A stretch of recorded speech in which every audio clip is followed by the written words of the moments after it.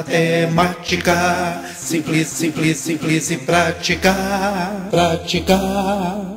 Já que a gente não está podendo se encontrar presencialmente, eu venho aqui pela minha janelinha do PET trazer para você conhecimentos matemáticos. Seja muito bem-vindo, seja muito bem-vinda a essa videoaula. Iniciando aí a correção das atividades do PET 2021, dentro do tema Análise Combinatória e Probabilidade da página 15, eu trago para você a correção das atividades 1, 2 e 3, semana 1, terceiro ano do ensino médio, Plano de Estudo Tutorado, volume 6, anos de 2021. Você que é aluno aí do terceiro ano do ensino médio, é um período importante para que você se prepare para as provas de vestibulares, prova do Enem, não é mesmo? E aqui no canal Matemática Simples e Prática eu estou sempre trazendo aulas com resoluções de uma forma bem clara e simples para que você entenda todos esses conteúdos aí e se dê bem aí nessas provas, beleza? E nessa videoaula eu vou abordar os tópicos princípio multiplicativo, arranjos, combinações e permutações sem repetição e probabilidade. Princípio multiplicativo é o mais simples de tudo, basta você multiplicar as possibilidades e já era. Arranjos e combinações. Qual a diferença entre um arranjo e uma combinação? O arranjo é quando faz diferença a ordem do elemento no grupo. Por exemplo, se você for escrever o número 18, o 1 ocupa a casa das dezenas e o 8 das unidades. Já se você escrever o número 81 é diferente, com os mesmos algarismos dá resultado diferente. Aí são arranjos. Já a combinação é quando a ordem dos elementos dentro do grupo não interfere no resultado. Se você pega a dupla Tunico e Tinoco, é a mesma dupla Tinoco e Tunico. Então isso aí é considerado combinação. Por quê? A ordem dos elementos dentro da dupla ou do grupo não interfere no resultado. E a permutação simples é quase que a mesma coisa do princípio multiplicativo. Permutar, mudar de ordem, né? E probabilidade. A probabilidade são eventos aí que a gente calcula a probabilidade de dar certo, de não dar. Tipo na Mega Sena, qual é a probabilidade de a pessoa ser sorteada? É uma probabilidade infinitamente pequena, né? Esses cálculos todos podem ser resolvidos aqui dentro do tópico probabilidade, certinho? Atividade número 1 diz o seguinte: Joana e Kelly foram a uma loja adquirir um notebook para cada uma. E olha que notebook está muito caro agora depois da pandemia, né? Cada máquina admite as seguintes opções de configuração. O processador pode ser i3, i5 ou i7. A memória RAM pode ser de 8 GB ou 16 GB. E o disco rígido, 256 GB, 512 GB ou 1 TB. A tela pode ser de 13,3 polegadas ou de 15,6 polegadas. Todas essas opções estão à disposição aí de Joana e Kelly. Agora a pergunta é a seguinte: quantas configurações diferentes, distintas, existem para cada máquina? Então, aqui entra o princípio multiplicativo. Basta você analisar as possibilidades em cada caso e multiplicar.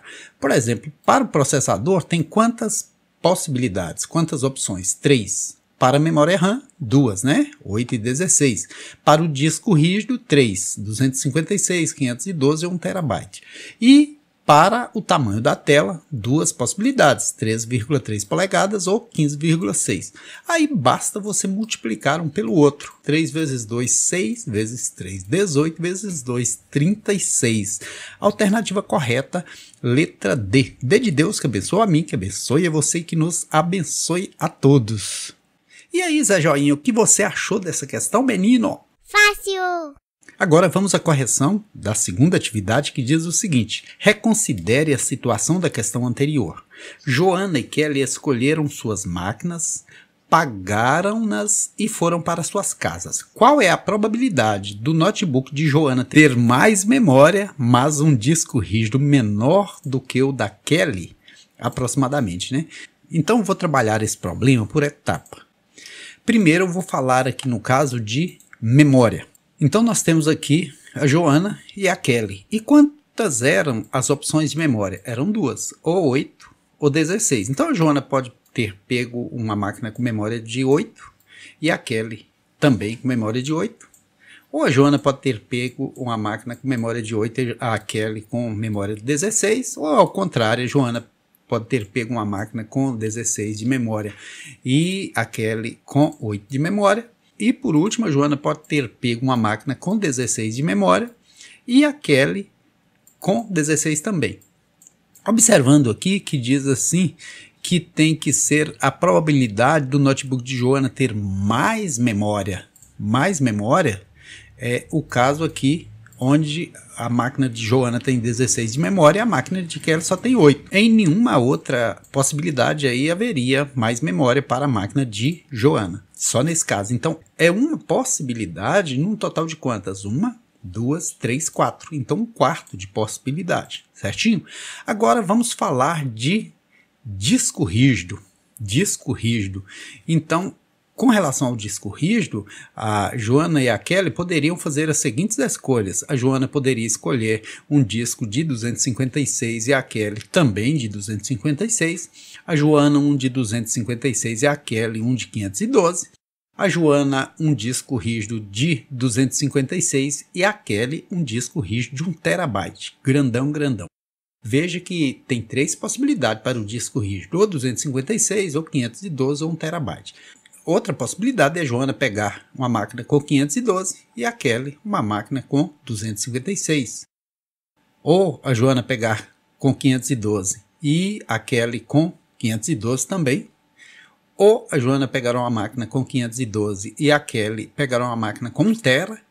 Ou a Joana pegar uma máquina com 1 TB e a Kelly pegar uma máquina com 256, ou a Joana pegar uma máquina com 1 TB e a Kelly uma máquina com 512, e ainda existe a última possibilidade, que é ambas pegarem máquinas com 1 TB. Porém, o disco rígido da Joana tem que ser menor. Onde aqui que o disco rígido é escolhido por Joana é menor? Nesse caso aqui, 256 e aqui 512. Também nesse caso aqui, olha, 256 e aqui 1 TB, porque 1 TB é como se fosse 1000 e é maior que 256. No caso ainda tem outra possibilidade, que é da Joana pegar uma máquina com 512 e a Kelly pegar uma máquina com 1 TB, e não tem mais. Eu tenho que combinar memória com disco para ver qual é a probabilidade, né, de a Joana ter essa máquina que tem mais memória e menor disco rígido. Eu vou pegar aqui 1/4, que é a probabilidade dela ter uma máquina com memória maior, e multiplicar por quanto? 3/9 é o mesmo que 1/3, basta você simplificar numerador e denominador por 3. Multiplicando aqui a gente vai ter 1/12. Mas aqui fala de porcentagem. O que eu faço? Vou dividir 1 por 12. Como aqui é menor que aqui, né? O divisor é menor que o quociente, eu coloco 0 no quociente e um 0 aqui no divisor. 10 por 12 dá? Não dá. Mais um zerinho no quociente, mais um zerinho no divisor. Agora, eu vou dividir 100 por 12, que vai dar 8. 8 vezes 12, 96 para 100, 4. Eu coloco um 0 aqui agora, sem fazer nada no quociente, uma vez que já passou da vírgula. 40 dividido por 12, 3. 3 vezes 12, 36 para 44. Aqui não precisa ir mais. Olha, 0,083 é quanto por cento? Pense no seguinte, décimo, centésimo. Nós estamos falando de porcentagem, centésimos. Então, aqui vai para a casa dos décimos, aqui para os centésimos. Então, 8,3 centésimos. 8,3%. Alternativa correta, letra B. B de bom dia, boa tarde, boa noite. B de bons estudos para você. Agora, vamos à correção da atividade número 3, que diz o seguinte. Imagine uma situação de contagem de possibilidades sem repetição e que não envolva questões de ordem. A análise combinatória denomina isso uma questão de combinação simples. É como eu disse, a combinação simples é onde a ordem dos elementos no grupo não faz diferença. Tunique, tinoco, tinoco, tunico, é a mesma dupla. A expressão matemática da combinação simples de n elementos tomados K a K, eu uso colocar aqui P de pequeno, mas tudo bem. É a seguinte, isso significa num contexto em que a ordem não importa. em um conjunto com n elementos, o número de escolhas possíveis de cada elemento sem repetir. Por exemplo, se uma criança possui 7 brinquedos diferentes e vai escolher 3 deles para levar para um passeio, o número de possibilidades é. Então, aqui nesse caso, você tem que estar atento a duas coisas. O grande é sempre o n. E o pequeno é sempre o K ou o P. Eu uso colocar P de pequeno, mas aqui veio o K, beleza. E veja que essa situação está resolvida aqui, ó. C, 7 tomado de 3. O que significa isso? Significa que a criança tem 7 brinquedos, o grande. Sempre o N é o grande, olha, o N aqui é 7. É o tanto de brinquedos ao todo que a criança tem. E o K é o pequeno, é o subgrupo que ela quer formar, quantos brinquedos que ela quer escolher. Ela quer escolher 3 deles, então o pequeno é 3. Veja que o 3 é menor que o 7. E aí é só você encaixar na formulazinha e fazer o bolo. 7 fatorial, porque o n é 7, sobre 3 fatorial, porque o k é 3, né? E 7 menos 3 é n menos k. E assim vai, 7 fatorial, 3 fatorial, 4 fatorial. E veja, a gente pode desenvolver esse 7 até chegar ao 1. Eu não faria isso, eu faria o desenvolvimento dele até o 4. Mas está na apostila, vamos comentar. Porque aí eu já mataria esse com esse, né? Mas desenrolou-se até o 1. E aqui pegou os fatoriais aí e desenrolou ele até chegar a 1. Que é isso que é fatorial. É como se fosse uma caixinha onde você guarda uma série de produtos de continhas de vezes. 7 vezes 6, vezes 5, vezes 4, vezes 3, vezes 2, vezes 1.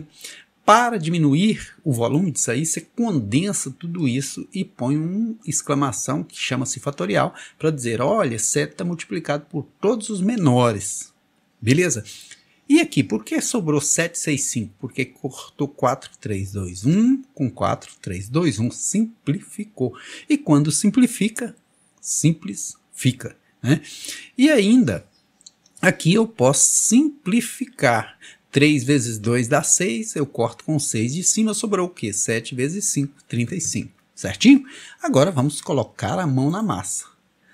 Considere a seguinte situação. Numa pequena empresa existem 9 funcionários. Ana, a chefe, e mais 8 subordinados. Bela, Caio, Duda, Helena, Fábio, Gustavo, Heitor e Lara.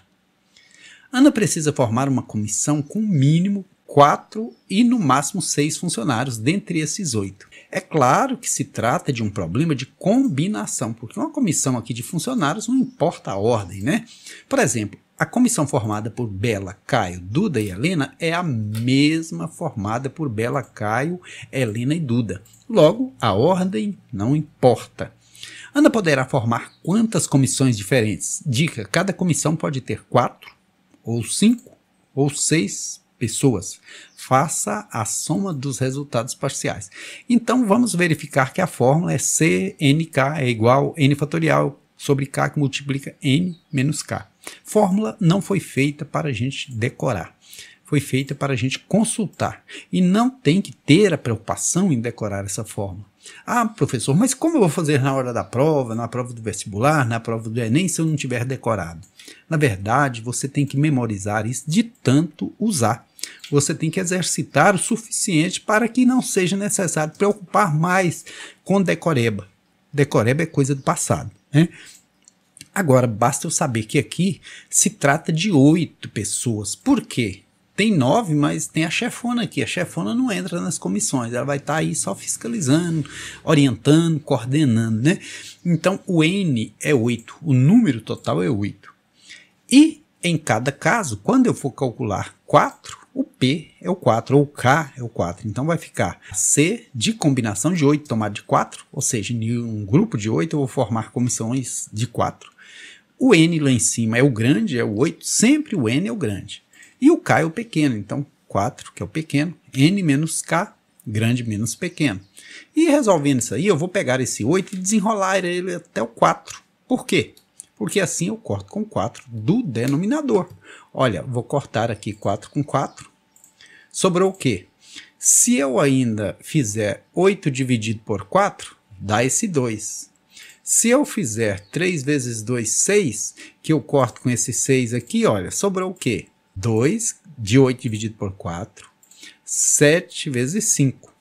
Esse 4 sumiu por quê? Porque 8 dividido por 4 deu 2 que está aqui. 2 vezes 5, 10 vezes 7, 70. Então, combinação de 8 tomado de 4 é igual a 70. Ou seja, se você quiser fazer comissões diferentes com 4 elementos numa turma de 8 pessoas, dá para você fazer 70 comissões diferentes. Agora vamos calcular isso com 5 pessoas, né? A mesma coisa. Onde tinha N, coloquei 8. Onde tinha K, coloquei 5. O pequeno é o K, é o 5. 8 fatorial, desenrolei até o 5. Por quê? Porque tem um 5 aqui com o qual eu posso cortar esse 5 fatorial. E 3 vezes 2 vezes 1 resultou de 8 menos 5, que dá 3 fatorial, você desenrola até chegar a 1. Com isso, eu posso matar esse 5 com esse, né? Esse 6 eu posso matar com 3 vezes 2, porque é a mesma quantidade, sobrou o quê? 8 vezes 7. Então, combinação de 8 tomado de 5 é igual a 56. Ou seja, num grupo de 8 pessoas, dá para você formar 56 comissões diferentes com 5 pessoas cada. E por último, vou calcular aqui o caso dessas comissões terem 6 pessoas em cada uma, né? Onde é N, coloco 8, porque são 8 pessoas. Onde é K, que é o pequeno, coloco 6, né? Só substituir aqui, ó. Então vai ficar o quê? Vou pegar esse 8 e desenrolar até o 6, porque já tem um 6 no denominador, com o qual eu posso cortar esse do numerador. E quando a gente simplifica, simples fica. 8 vezes 7, 56, dividido por 2, 28. Então, agora é só somar isso tudo. 70 mais 56 mais 28, porque dá para formar 70 comissões com 4, 56 com 5 e 28 com 6. Então, ao todo, dá para formar quantas comissões? 6 e 8, 14. Eu levei 1. E 7, 8, 5, 13 e 2, 15. 154. A alternativa correta, letra B. B de bom dia, boa tarde, boa noite, bons estudos. E não faça desse PET um plano de estudo torturado. Vamos fazer desse PET um plano de estudo de aprendizado. E estou procurando colocar para você da maneira mais simples possível para que nesse ano de 2021 você, aluno que vai formar, que vai enfrentar um vestibular, que vai enfrentar o Enem, possa se sair bem. O que tem na prova do Enem? Isso aqui tem, né? Tem combinação, tem arranjo. E você tem que se preparar para se dar bem no Enem.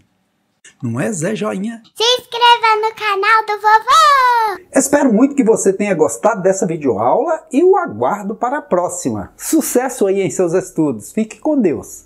Aqui é bom estudar, bem que é bom aprender. E para facilitar, eu vou ajudar você. Aqui é bom estudar, bem que é bom aprender. E para facilitar, Curte o canal do vovô e dá um like! aqui é bom estudar, bem que é bom aprender. E para facilitar, eu vou ajudar você.